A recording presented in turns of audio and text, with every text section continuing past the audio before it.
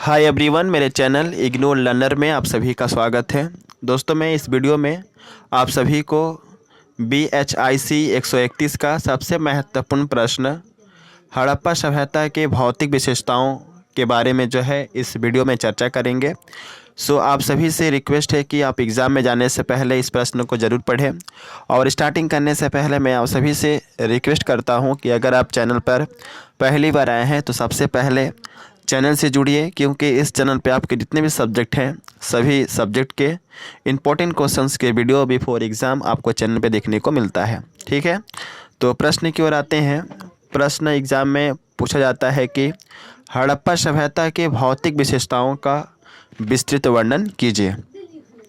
तो सबसे पहले जो है आपको आंसर के अंतर्गत लिखना है कि सिंधु घाटी सभ्यता या हड़प्पा सभ्यता की निम्नलिखित विशेषताएं हैं जो इस प्रकार हैं।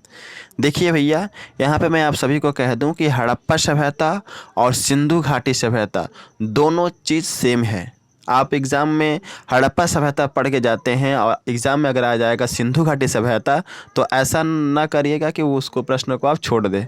ठीक है, तो सिंधु घाटी सभ्यता और हड़प्पा सभ्यता दोनों एक ही होता है। और अगर इसका विशेषता पूछा जाता है तो सबसे पहले लिखना है कि सिंधु घाटी सभ्यता और हड़प्पा सभ्यता की विशेषताएँ निम्नलिखित है जो इस प्रकार है।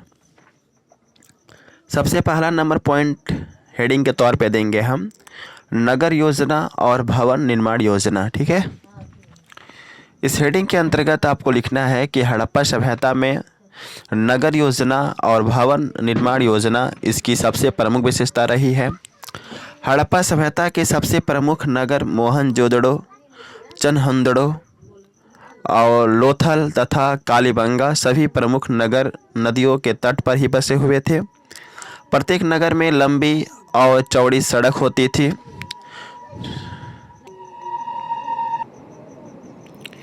जो एक दूसरे शहर को जोड़ती थी। सिंधु घाटी सभ्यता के लोग भवन के निर्माण में काफ़ी दक्ष थे। उनके द्वारा निर्माण की गई भवनों में हर एक सुख सुविधाएं होती थी। यानी कि सिंधु घाटी सभ्यता में जो लोग होते थे वे भवनों का निर्माण करने में काफ़ी कुशल होते थे और वे ऐसे भवनों का निर्माण करते थे जिनमें हर एक सुख सुविधाएं मौजूद थी, ऐसा माना जाता है। इसके बाद आपको लिखना है कि सभी भवनों में स्नानागार और रसोई घरों की व्यवस्था की गई थी। यानी कि उस समय जितने भी घर बनाए गए थे सभी में स्नानागार होते थे, यानी कि नहाने का स्थान, और दूसरा होता था रसोई घर। ठीक है, इसके बाद है बाहर से प्रकाश आने के लिए रोशनदान और खिड़कियों की व्यवस्था भी की गई थी। जैसा कि आजकल आमतौर पे जो है लोग अपने घरों मकानों में करते हैं। यहाँ के मकान पक्के ईंट से बने होते थे और घरों में कुआं की भी व्यवस्था की गई थी। ठीक है, घरों में उस समय कुआं भी बनता था। कब? हड़प्पा सभ्यता में। ठीक है, इसके बाद आता है दूसरा नंबर पॉइंट जिसको हमें हेडिंग के तौर पे लिखना होगा। क्या लिखेंगे? विशाल इमारत का पाया जाना। हड़प्पा सभ्यता अपनी विशाल इमारत के निर्माण के लिए काफ़ी विख्यात रहा है और ऐसा माना जाता है कि मोहनजोदड़ो और कालीबंगा में बड़े बड़े विशाल इमारत का निर्माण करवाया गया था जिनका प्रयोग किसी विशेष कार्य के लिए किया जाता रहा होगा। ठीक है, यानी ऐसा माना जाता है कि हड़प्पा सभ्यता में, ठीक है, बड़े हड़प्पा सभ्यता के मोहनजोदड़ो और कालीबंगा में बड़े बड़े विशाल इमारत का निर्माण करवाया गया था। ऐसा माना जाता है कि इस विशाल भवन का निर्माण जो है किसी विशेष कार्य को करने के लिए किया गया होगा। ठीक है, हड़प्पा सभ्यता का सबसे विशाल इमारत मोहनजोदड़ो का प्रसिद्ध विशाल स्नान कुंड है। ईंट से बने इस कुंड की लंबाई 12 × 7 मीटर और गहराई है 3 मीटर है। यह इतनी बड़ी है कि यहाँ तक पहुँचने के लिए दोनों तरफ सीढ़ियाँ लगी है और पानी निकालने के लिए भी एक ढलवा नाली थी।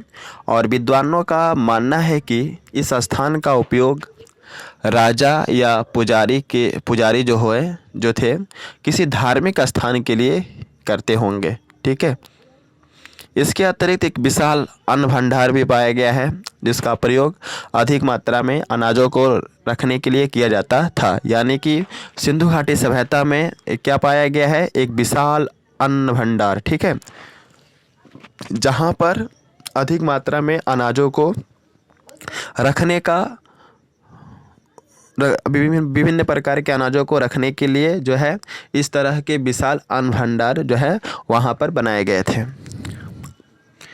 अगला है घरों की बनावट।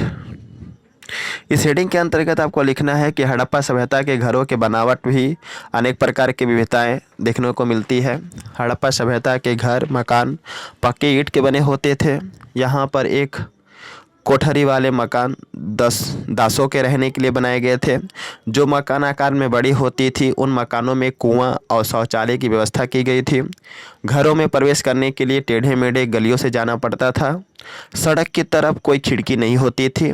इस सभ्यता के धनी वर्ग के लोग बड़े बड़े मकान में रहा करते थे, जबकि मजदूर और दास वर्ग के लोग छोटे मकान में रहा करते थे। अगला है मिट्टी के बर्तन। इस हेडिंग के अंतर्गत आपको लिखना है कि हड़प्पा सभ्यता की दूसरी विशेषता यह है कि इस काल में जितने भी बर्तनों का निर्माण होता था सभी मिट्टी के बने होते थे। मिट्टी के बर्तनों पर विभिन्न प्रकार के चित्रकारी भी की जाती थी। इन मिट्टी के बर्तनों में पक्षियों, मछलियों, पशुओं के विभिन्न दृश्यों को दर्शाया जाता था। ठीक है, अगला हेडिंग है औजार और उपकरण। इस हेडिंग के अंतर्गत आपको लिखना है कि हड़प्पा सभ्यता में विभिन्न प्रकार के औजार और उपकरणों का प्रयोग किया जाता था, जिसका प्रयोग वे अपने आवश्यकता के अनुसार या आवश्यकताओं की पूर्ति करने के लिए करते थे। इस काल में जितने भी औजार और उपकरण बनाए जाते थे ये सभी तांबा, कांसा और पत्थर के बने होते थे। इनके औजारों में कुल्हाड़ी, छैनी और चाकू आदि जैसे औजार के उपकरण शामिल थे। इसके बाद आता है कला और शिल्प। इस हेडिंग के अंतर्गत आपको लिखना है कि हड़प्पा सभ्यता में कला और शिल्प का भी काफ़ी ज़्यादा विकास हुआ था। मोहनजोदड़ो की खुदाई में हड़प्पा वासियों के अनेक कला और शिल्प के उदाहरण मिलते हैं। जैसे नृत्य की मुद्रा में नग्न स्त्री की कांस्य मूर्ति पाई गई थी, जो वहाँ अपने सिर पीछे की ओर झुकाए हुए और आंखें झुकाए हुए खड़ी है। इसके अतिरिक्त मोहनजोदड़ो की खुदाई में एक दाढ़ी वाले व्यक्ति की प्रतिमा मिली थी, जिसमें उस व्यक्ति के चेहरे पर दाढ़ी तो है परंतु मूंछ नहीं दिखाई देता है। अगला है 6 नंबर पॉइंट, वह है जीवन यापन के तरीके। ऐसा माना जाता है कि हड़प्पा सभ्यता को लोगों का जीवन मुख्य रूप से कृषि के उत्पादन पर निर्भर था।